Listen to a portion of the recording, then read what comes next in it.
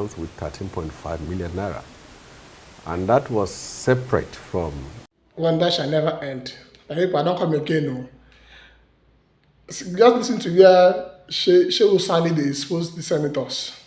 So now so all these people take this our money they flex. No wonder you go see some young girls they get proud. Talk anyhow. He cannot collect less than 2 million from a man. He cannot give less than 3 million or 1 million. I cannot do anything with the man. Because all these politicians, all these senators, all these reps of members, all these government officials, they steal our own tax. The tax wey we dey pay, they steal anyhow, they spend anyhow. Just listen to what this Shehu Sani dey expose. Thank God say he's once a senator. So make I know which senator come oppose am wetin he talk. Because into they receive the money before, so you know they receive. Just see the way they squander our money for Africa, for Nigeria. When I see am, when I watch and listen very good. You're one of the few lawmakers that raised the alarm years ago about what lawmakers take home. What exactly are we to make of this, developments? 21 million naira per senator. I mean, is there any law that empowers the Senate to decide what it takes home? And what exactly are these running costs? Thank you very much for having me. Yeah. Well, since 1999, since the restoration of democracy in Nigeria, we had a series of sessions of the National Assembly. And one thing that has remained shielded from the public knowledge has been the allowances, the payment, and the finances of the parliamentarians. And when I went to the Senate in 2015, I, first of all, was one of those on the field as an activist, always calling for the Senate to open its books and the need for transparency and openness for people, taxpayers particularly, to know how much their own representatives are earning. It was on the basis of that as a senator in 2017, I disclosed that I found out that my account was credited every month with 13.5 million naira. And that was separate from the salary, which at that time was 750,000. So when any person is elected into the parliament, whether as a senator or as a member of House of Reps, there are three categories of payments he receives. Yeah. The first one is the salary. During our time was 750, and then the 9th Senate was almost 850, and then this 10th Senate, they have 1 million. And then the second payment is the running cost of office. It is money that is credited to your own account, and you are expected to retire the items listed for the running cost. And at that time, we were given 13.5, and I think the 9th Senate, they had something like 15 or 16 million. And then now revealed by Kawul Smiler that they are on 21 million. And the third payment, a senator or member House of Reps get is the constituency projects funds. But in that case, you are not given this large sum of money because each legislator, it depends on the zones you come from. If you are from the Northwest, at least during our time, you get like 250 million per annum. But the differences between the salary, the running cost, and the constituency funds is that constituency funds are domiciled in a government agency, whether ministry, department, or agency of the federal government. And there you'll be told that you have such amount of money with us, and then you are going to submit a list of items you want that money to be spent on. So some senators will choose to build hospitals and schools, roads. Some will say they want to do empowerment programs in their own constituency, and all sorts of things. And that has been the case. And then problem emerged when there was opacity in terms of no transparency in the way the constituency funds were managed. So for that, there was an innovation introduced during the Buhari administration that ICPC was mandated to monitor those projects. So, but the point is that I don't think the ICPC has that manpower and the time to go the whole country looking for projects that were executed by a senator. So basically, what Kawu Sumaila did was to simply second what I did many years ago by disclosing the amount. So when I had the Resource Mobilization and Physical Allocation Commission making claims that senators are only given 1 million naira, and I saw that in the statement which they made, they mentioned my name, refuting what I said.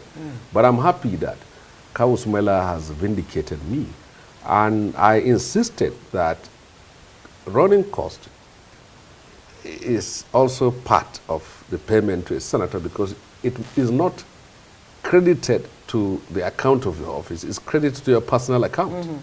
So how will you separate that? And I heard what he was saying, that legislation should be asked, where does the money come from? Well, if I am a senator and money comes to me, it's not for me to be asking where the money comes from, as far as my account is credited and I have to do what I need to do. I think the issue now is that this matter has brought more light to the conversation on the need for transparency. And that's what we hear. That's the aspect I want to come in. For the very first time, we're getting to hear Senator Sani see a breakdown because it's always shrouded in some kind of small talks. And now we're looking at the breakdown.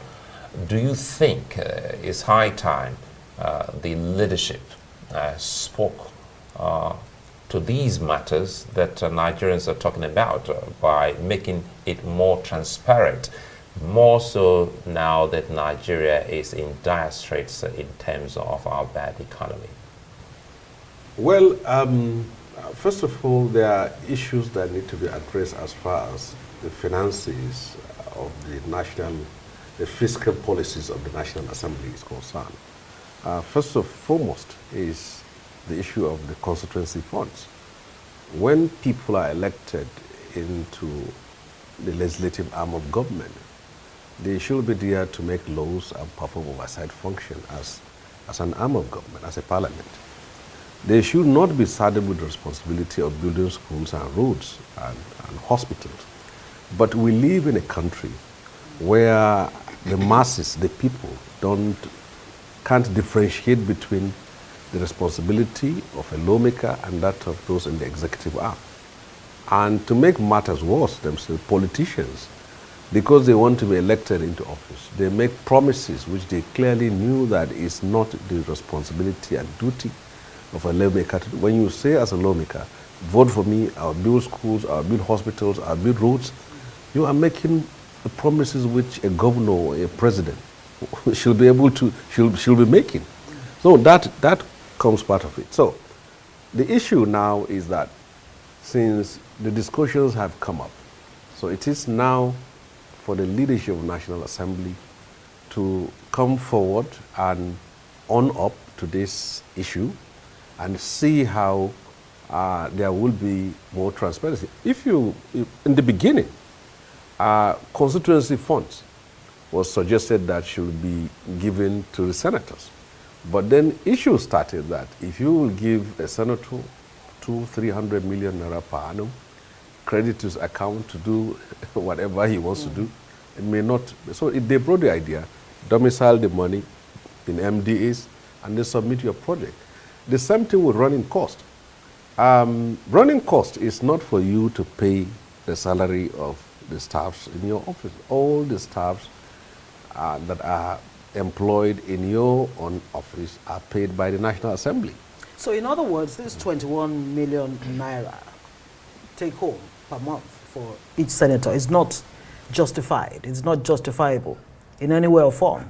Well, I think the issue is that you are required to retire it, and the items are listed. There are issue of newspapers, there are issue of hotels bills, there are issue of flight ticket, there are issue of all those things here. But the money is steady. How will you be able to fly every month and then buy newspapers? When you were there, did you ever retire any Everyone funds? has to retire. You must retire. If you don't retire, you on, will not on get paper, a certificate of on clearance. paper, that's what's required. But indeed, I mean, did lawmakers retire any funds when you were there? Well, Did you personally? This is what I'm saying. Yeah. We all have to retire it. And then we retired. I received, that is why I said, because when I made that disclosure, actually, almost 80% of the senators were angry with me, and many were not. Even, I was not in talking terms with many of them. And I nearly earned a suspension, if not the intervention of Saraki and Ekoremadu at that time, that cautioned that if I am going to be suspended, there will be a backlash from the civil society, and there is a possibility that I will spill mobiles. So that saved me. So I don't know what will happen to Kawu We're running Sumaila. out of time. The good thing you're not there now, so I'm happy. Even while you were there, you were still very, very outspoken. Yes. You just left Kaduna State for Abuja. You saw what happened in the last protest. Yes. Do you think, with what we've seen across northern Nigeria and other parts of the country, these take-home pay or compensation for lawmakers is justified? The country is facing serious economic challenges, and we are not the first in the history of the world. Brazil, Cuba, and even nations that are under sanctions have faced serious economic challenges. And when a nation in its history is faced with this kind of storms and turbulence, it is expected that the leadership should lead by examples in terms of sacrifices. I, as a senator, received an SUV, the Toyota. But I will say that at our time, the economic situation is not as terrible as it is. Leaders should be seen making sacrifices for now the people to appreciate and say that this is the right way to go. But and the sacrifices should not be deceptive. You shouldn't just come out as a senator and say, I have sacrificed my salary, or I have divided into two, and then people will be clapping at you. It's not the salary that is the issue. The constituency funds and That's also the running cost is the issue. That's what Nigerians Yeah, call so that the- is what the we cocoa. need to do. The opposition in the in both chambers, you would think that they would actually push back on these excesses by lawmakers. Why are the opposition members, silent on these issues? You see, when you go to the Senate, whether you are from PDP, Labour Party, or NNPP, there are rules to which you will have to abide to. And whatever you will say or do have consequences. You can see what happened to Ningi, you can see what nearly happened to Ndube. So you must conform, and you must also know that if you step one leg different from the currency in the Senate, you have a price to pay. And you are most likely to stand alone.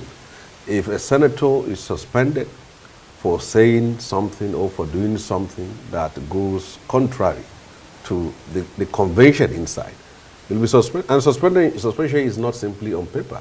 When you are suspended, your salary is stopped, your allowances are stopped, you can't do any oversight function, your office will be sealed, and you will be prevented from going to the premises of the National Assembly. I know So- we have so to that's go. why- I know we have to go. If Yes. you can do this in Yes. 20 seconds, Yes. which is worse? Yes.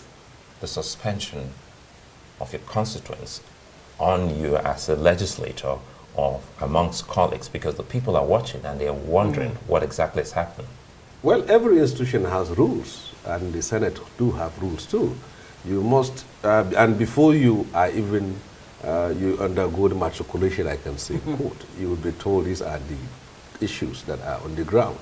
And the worst thing about it is that when you are suspended, you will be applauded in social media, but your own very constituency will rise against you and say Right. they didn't send you there to go and fight.